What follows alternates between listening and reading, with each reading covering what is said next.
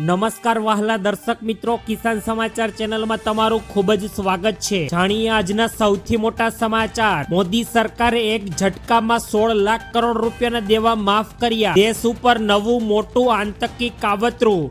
ખેડૂતોને 2000 રૂપિયાના હપ્તામાં વધારો। 1 ડિસેમ્બરથી રેશન કાર્ડ ધારકો માટે 8 નિયમો લાગુ। ટ્રેક્ટર ખરીદવા પર 50,000 સબસિડી। હવે 300 રૂપિયામાં મળશે ગેસ સિલિન્ડર। મોંઘવારીમાંથી મોટી રાહત। તો શું તમારું ચૂંટણી કાર્ડ પણ રદ થઈ જશે? લ્યો હવે નવું આવ્યું। આમાં ખેડૂતો શું કરે? 1 તારીખથી મોંઘી થઈ આ વસ્તુઓ। ખેડૂતો માટે ખુશ ખબર અને દર મહિને 1000 રૂપિયાની સહાય પાકી। આ તમામ નાના મોટા અને અગત્યપૂર્ણ સમાચાર જાણીએ તે પહેલા જો મિત્રો કિસાન સમાચાર ચેનલમાં નવા હોય તો ચેનલને જરૂરથી સબસ્ક્રાઇબ કરી વિડીયો લાઈક કરી દેજો। આજના સૌપ્રથમ મહત્વપૂર્ણ સમાચાર। મોદી સરકારે 16 લાખ કરોડ રૂપિયાના દેવા માફ કર્યા। મિત્રો, અત્યારે સમગ્ર દેશમાં એક ચર્ચા ખૂબ જ જોર પકડી છે અને તેઓ પીએમ નરેન્દ્ર મોદી પર કરવામાં આવી છે।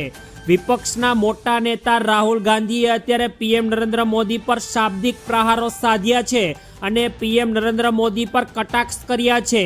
રાહુલ ગાંધીએ અત્યારે મોટા ખુલાસા કરતા કહ્યું કે પીએમ નરેન્દ્ર મોદી કેટલાક અબજોપતિના 16 લાખ કરોડ રૂપિયાના દેવાઓ માફ કર્યા છે।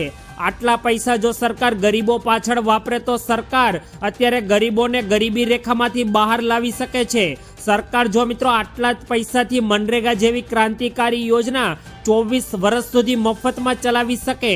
જેઓ પૂછે છે કે કોંગ્રેસની યોજનાઓ માટે રૂપિયા ક્યાંથી આવશે, તેઓ આ આંકડાઓ લોકોથી છુપાવે છે અને રાહુલ ગાંધીએ અત્યારે પીએમ નરેન્દ્ર મોદી ઉપર ખૂબ જ મોટો કટાક્ષ કર્યો છે અને તેઓએ કહ્યું કે અંબાણી અને અદાણી ઉપર, તમારા મિત્રો ઉપર હવે બહુ બધી દયા થઈ ગઈ। હવે સમય આવી ગયો છે કે સરકારની તિજોરી સામાન્ય માણસો માટે ખુલ્લી કરી દેવામાં આવે।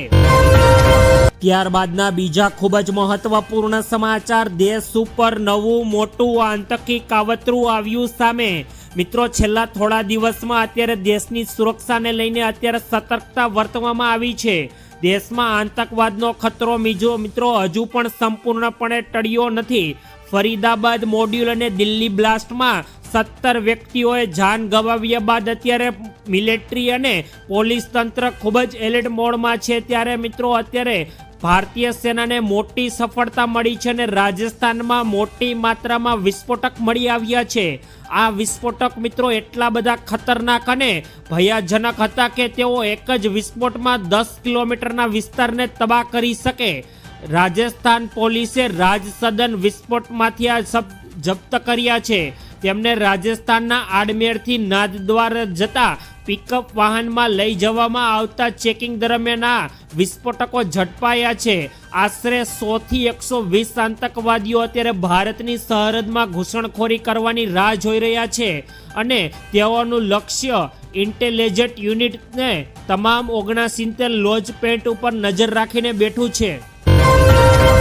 ત્યારબાદના સૌથી અગત્યપૂર્ણ સમાચાર। ખેડૂતોને 2000 રૂપિયાના હપ્તામાં વધારો। કેન્દ્ર સરકાર દ્વારા વર્ષ 2026-27 માટે બજેટ તૈયાર કરવાની લાંબી અને બહુસ્તરીય પ્રક્રિયા શરૂ કરી દેવામાં આવી। આમાં મહિનાઓ સુધી ચાલનાર કવાયતનું નેતૃત્વ નાણાં મંત્રાલય કરે છે અને તેમાં નીતિ આયોગ, સંબંધિત મંત્રાલયો, રાજ્યો અને ક્ષેત્રીય હિસ્સેદારીનો સમાવેશ થાય છે। આ વર્ષે બજેટમાં ખેડૂતોને લગતી મોટી જાહેરાતો સરકાર દ્વારા કરવામાં આવી શકે। મિત્રો, અત્યારે ઘણા મીડિયા રિપોર્ટ્સ અનુસાર એવો પણ દાવો કરવામાં આવી રહ્યો છે કે સરકાર પીએમ કિસાન સન્માન નિધિ યોજનાની રકમ 12,000 રૂપિયાથી વધારી શકે છે। પીએમ કિસાન સન્માન નિધિ યોજના હેઠળ રકમ બમણી કરવી એ બૂસ્ટર ડોઝ જેવું હશે। જો આવું થાય તો ખેડૂતોને દરેક હપ્તા 4,000 રૂપિયા તરીકે મળશે। જોકે સરકાર રકમ વધારીને 9,000 રૂપિયા કરે છે તો તમે દરેક મહિને 3,000 રૂપિયાનો હપ્તો મેળવી શકશો। ત્યારબાદના ખૂબ જ અગત્યપૂર્ણ સમાચાર। મિત્રો, 1 ડિસેમ્બરથી રેશન કાર્ડ ધારકો ઉપર 8 નવા નિયમો સરકાર દ્વારા લાગુ કરવામાં આવ્યા। ગરીબ અને જરૂરિયાતમંદ પરિવારો માટે રેશન કાર્ડ એક મહત્વપૂર્ણ દસ્તાવેજ છે। આ કાર્ડ દ્વારા કેન્દ્ર અને રાજ્ય સરકાર લોકોને ખૂબ જ ઓછી કિંમત અથવા તો સાવ મફતના ભાવે અનાજ અને અન્ય આવશ્યક ચીજ વસ્તુઓ અત્યારે પૂરી પાડે છે, જેમાં સૌપ્રથમ નિયમ રેશન કાર્ડ ધારકને આધાર કાર્ડ સાથે લિંક કરી બાયોમેટ્રિકની ચકાસણી કરાવી રહેશે અને નકલી કાર્ડ સરકાર દ્વારા દૂર કરાશે। ત્યારબાદ બીજો નિયમ લાભાર્થીઓ દેશમાં ગમે ત્યાંથી તેમનું મફત રાશન એકત્રિત કરી શકે છે। ત્યારબાદનો ત્રીજો નિયમ રાશન વિતરણ સમયે POS મશીન પર ફિંગરપ્રિન્ટ એટલે કે અંગૂઠાની છાપ આપવી ફરજિયાત છે। ત્યારબાદ ચોથો નિયમ અયોગ્ય લોકોને સરકાર દ્વારા દૂર કરવામાં આવ્યા, જેમ કે સરકારી નોકરી ધરાવતા લોકો અથવા કંપનીના માલિકોને સરકાર દ્વારા રેશન કાર્ડમાંથી દૂર કરવામાં આવ્યા છે।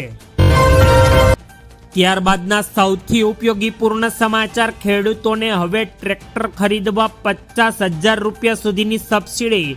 ખેડૂતો માટે ખેતી હંમેશા એક મોટો પડકાર રહ્યો છે, કારણ કે મિત્રો ગત મહિનામાં તમે પણ જોયું હશે કે વાવાઝોડાને કારણે ખેડૂતોનો લાખો કરોડો રૂપિયાનો પાક નુકસાન પામ્યો છે।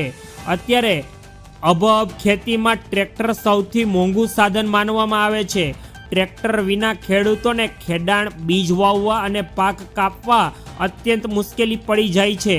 ગ્રામીણ ખેડૂતોને ઘણીવાર ટ્રેક્ટર ખરીદવું અશક્ય લાગે છે, જેનો ખર્ચ લાખો રૂપિયા થઈ શકે।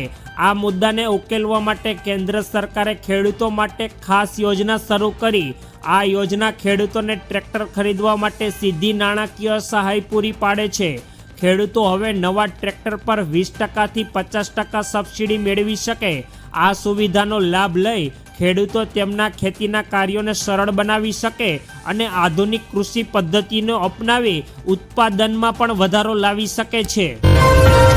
ત્યારબાદના ખૂબ જ મોટા સમાચાર, હવે 300 રૂપિયામાં દેશવાસીઓને ગેસ સિલિન્ડર મળી જવાનો છે। મુખ્યમંત્રી હેમંત બિસ્વા શર્માએ રાજ્યના લાખો પરિવારો માટે ટૂંક સમયમાં 300 રૂપિયા પ્રતિ ગેસ સિલિન્ડરના ભાવે રસોઈ ગેસ વાસ્તવિકતા બનશે જેવી જાહેરાત કરી છે। તેમણે વધુમાં જણાવ્યું છે કે ઓછી આવક ધરાવતા પરિવારોને પર નાણાકીય બોજને ઘટાડવાના હેતુથી આ પહેલ કરવામાં આવી રહી છે।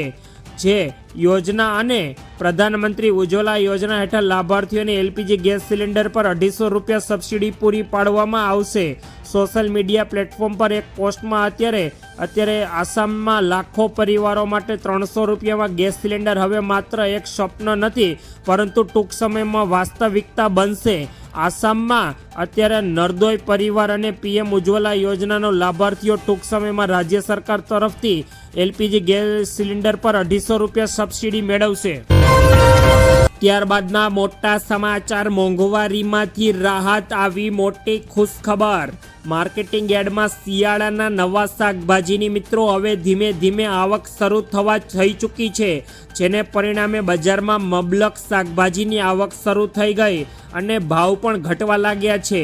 એક મહિના પૂર્વ આવેલા કમોસમી વરસાદને કારણે મોટા ભાગનો પાક ધોવાઈ ગયો હતો, જેને કારણે તમામ શાકભાજીના ભાવ આસમાને પહોંચી ગયા હતા અને મોટા ભાગના શાકભાજી 100 રૂપિયાથી લઈને 150 રૂપિયા કિલો પર વેચાઈ રહ્યા હતા। પરંતુ હવે નવી આવક સાથે ભાવ ધીમે ધીમે ઘટવા માંડ્યા છે અને શિયાળાની અત્યારે ઋતુની શરૂઆત થતાં જ માર્કેટિંગ યાર્ડમાં શાકભાજીના ભાવ અત્યારે નીચે ગગડવા માંડ્યા છે। ત્યારબાદના અગત્યપૂર્ણ સમાચાર, તો શું તમારું ચૂંટણી કાર્ડ પણ રદ થઈ જશે? મતદાર યાદીમાં સ્પેશિયલ ઇન્ટિગ્રેટેડ રિઝર્વ એટલે કે SRI કાર્યક્રમની છેલ્લી તારીખ 4 ડિસેમ્બર નજદીક આવી ગઈ છે। ઘણા લોકોના મનમાં પ્રશ્ન છે કે જો આ તારીખ સુધીમાં SIR ફોર્મ ભરવાનું ચૂકી જશો તો શું તમારું નામ કાયમી ધોરણે રદ થઈ જશે? આ અંગે ચૂંટણી પંચે મહત્વપૂર્ણ સ્પષ્ટતા કરી અને પંચનામામાં જણાવ્યા મુજબ જો તમે નિયત તારીખ સુધીમાં ફોર્મ નથી ભર્યું તો પણ ચિંતાનું કોઈ કારણ નથી અને તેના માટે કોઈ પણ દંડ નથી। આગામી 9 ડિસેમ્બરના રોજ ચૂંટણી પંચ દ્વારા ડ્રાફ્ટ મતદાર યાદી પ્રસિદ્ધ કરવામાં આવશે। તેમાં સૌથી પહેલાં આ યાદીમાં તમારું નામ ચેક કરવો જોશે। જો નામ હોય તો કોઈ સમસ્યા જ નથી, જો નામ ન હોય તો ગભરાશો નહીં। ડ્રાફ્ટની યાદીમાં પ્રસિદ્ધ થયા બાદ જાન્યુઆરી 2026 સુધીમાં તમારું નામ ફરીથી અત્યારે દાખલ કરવામાં આવી શકે છે। ત્યારબાદના અગત્યપૂર્ણ સમાચાર લ્યો બોલો આ નવું આવ્યું, ખેડૂતો હવે શું કરે?